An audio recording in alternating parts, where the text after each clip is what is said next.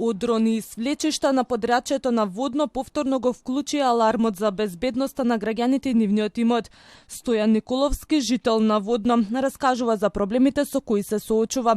Вели дека неговиот дом е веќе ставен во групата небезбедни, бидејќи според него сопственикот на хотелот под неговиот имот го поткопал зидот, пошто тој почнал да пропаѓа. Се спушта земјата, он направи еден потпорен зид, ама не потпорен зид покрај ископаното, него после 2 метра, 3 метра, 5 метра зид. Сега тоа кога се рони, тоа се полни.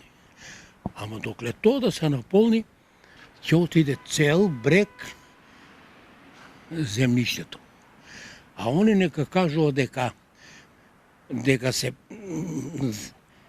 вода нема тука, ама само е што е подкопано. Се плашите ли за вашата безбедност? Абе, секако, ќе дојде еден ден, ако иде тоа така, ако не се превземат мерките, значи, ќе дојде време да биде опасно. Жителите велат дека неконтролираното градење мора да запре, а институциите конечно да почнат да ја вршат својата работа. Би требало ваквите работи да се санираат и да се пратат, ама има подоста и горе на Водно има свлечишта. Проблемот е сериозен и бара итни решенија, предупредува деканот на градежниот факултет. Тој нагласува дека во иднина мора да се води многу поголема сметка за урбанистичкото планирање и контролата на градби, за да не се повторуваат вакви ситуации. Ќе гледаме да предложиме едно посеопфатно решение кој што ќе ги разреши сите проблеми во иднина.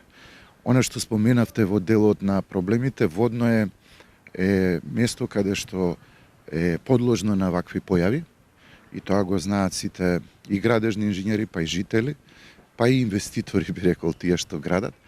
Треба многу внимателно да се проектираат конструкциите на Водно, да се внимава за стабилноста на теренот и да се следат техничките прописи во делот на пропишаните документации кои што треба да се изработат, да се соодветно изработат и приложат при добивањето на дозволата за градба. Сопственикот на хотел Тасино Чешмиче, Бранко Илиевски, ги дементира наводите дека зад неговиот објект имало свлечиште и тврди дека ниту една надлежна институција не извршила увид на лице место. Тоа вчера што го рекла, дека ќе барале до владата, немаше да бара до владата, тие не ме ни прашале. И оној пат кога падна исто, пред колку години, 8-10 години имаше паднато, падна од димната септичка јама. И тоа се гледа. Сакате да ви донесам да ви покажам? Или не ви треба? Од септичката јама нивна падна, токаа дупка се гледа како истечува фекали. Значи,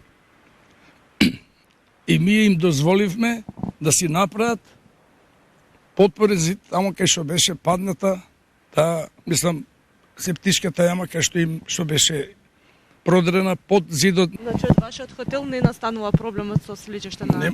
Нема слечиште, како слечиште. Немало никој по слечиште, како слечиште. Само тоа го лажат.